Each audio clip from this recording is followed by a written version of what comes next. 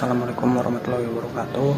Perkenalkan, nama saya Benyamin Murdani Sinaga dengan NPM 2212111629. Izin mempresentasikan mengenai tugas analisis dan putusan mengenai pilot, di mana putusan yang saya pilih di sini merupakan putusan PN Surabaya nomor 9 garing PDT Sus pilot garing 2024 garing PN Niaga SBY antara yang pertama Diki Christian Angdiarto, yang kedua Harmaji Tamrin, dan yang ketiga Hendro dengan PT 4 Jaya Indonesia.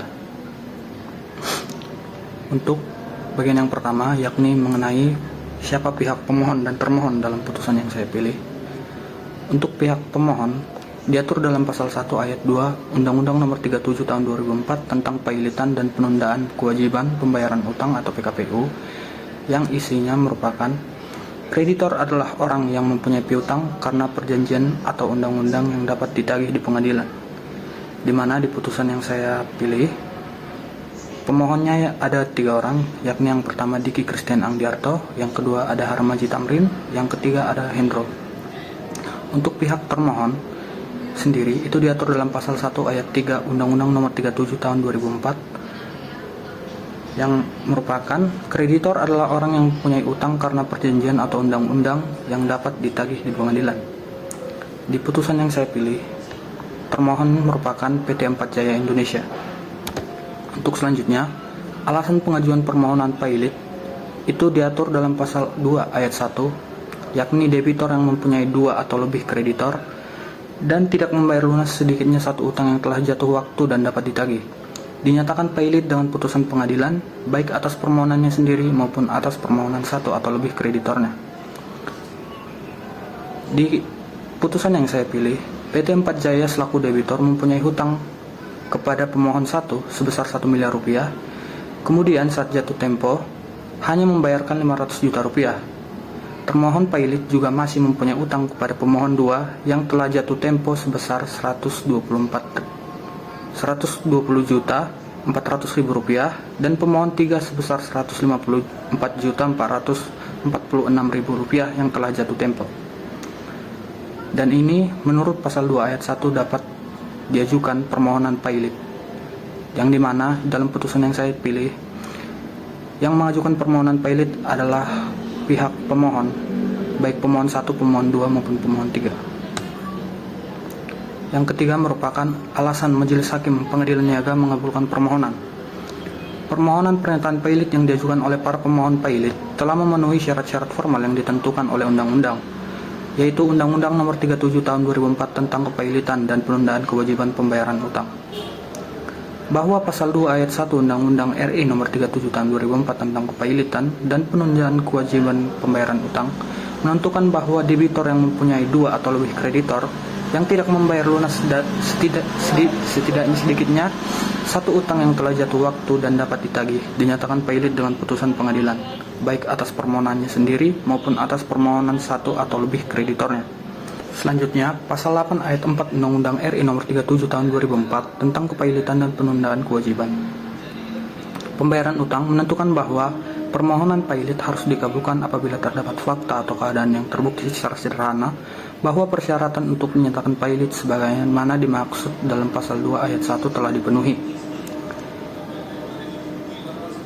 Kemudian, berdasarkan ketentuan pasal 2 ayat 1 yang telah dipenuhi dan pasal 8 ayat 4 Undang-Undang RI Nomor 37 Tahun 2004 tentang Kepailitan dan Penundaan Kewajiban Pembayaran Utang, secara tegas telah ditentukan syarat-syaratnya adalah sebagai berikut. Yang pertama itu yakni debitor memiliki 2 kreditor atau lebih, yang dimana telah terpenuhi ada 3 debitor dalam putusan yang saya pilih. Yang kedua yakni debitor tidak membayar sedikitnya satu utang yang telah jatuh waktu dan dapat ditagih, yang dimana kemudian juga telah terpenuhi bahwa ketiga kreditor masih belum mendapatkan hak yang mereka punya. Dan yang ketiga, terdapat fakta atau keadaan yang terbukti secara sederhana. Sehubungan dengan syarat-syarat permohonan pernyataan pilot yang saya sebutkan barusan, permohonan pilot yang diajukan oleh para pemohon pilot beralasan hukum dan sesuai dengan syarat-syarat tersebut, sehingga dapat dikabulkan. atau sebaliknya tidak beralasan secara hukum sehingga harus ditolak. Kemudian selanjutnya, kurator dan hakim pengawas yang ditunjuk dalam putusan pernyataan pailit. Kurator sendiri diatur dalam pasal 1 ayat 5, yakni kurator adalah balai harta peninggalan atau orang perseorangan yang diangkat oleh pengadilan untuk mengurus dan membereskan harta debitor pailit di bawah pengawasan hakim pengawas sesuai dengan undang-undang. Kemudian, pasal 15 ayat 1 Undang-Undang Nomor 37 Tahun 2004 menyatakan bahwa dalam putusan pernyataan pailit harus diangkat kurator dan seorang hakim pengawas yang ditunjuk dari hakim pengadilan. Lanjut, dalam pasal 15 ayat 3 Undang-Undang Nomor 37 Tahun 2004 disebutkan bahwa kurator yang diangkat sebagaimana dimaksud dalam ayat 1 harus independen, tidak mempunyai benturan kepentingan dengan debitor atau kreditor, dan tidak sedang menangani perkara kepailitan dan penundaan kewajiban pembayaran utang lebih dari 3 perkara. Dalam putusan yang saya pilih, Balai Harta Peninggalan Surabaya Jalan Jenderal S. Parman nomor 58 Waru Sidoarjo dipilih sebagai kurator.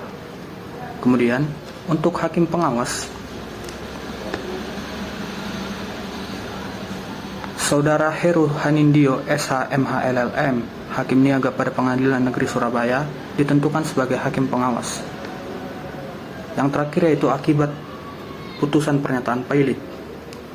Dapat kita lihat dalam pasal 21 UU Nomor 37 Tahun 2004 menyatakan bahwa kepailitan meliputi seluruh kekayaan debitor pada saat putusan pernyataan pailit diucapkan serta segala sesuatu yang diperoleh selama kepailitan. Dan pasal 24 ayat 1 menentukan bahwa debitor demi hukum kehilangan haknya untuk menguasai dan mengurus kekayaannya yang termasuk dalam harta pailit sejak tanggal putusan pernyataan pailit diucapkan. Dalam hal ini, PT 4 Jaya Indonesia telah ditentukan dalam amar putusan bahwa mereka dinyatakan pailit. Demikian presentasi tentang analisis putusan dan kajian mengenai putusan pailit dari saya. Terima kasih. Wassalamualaikum warahmatullahi wabarakatuh.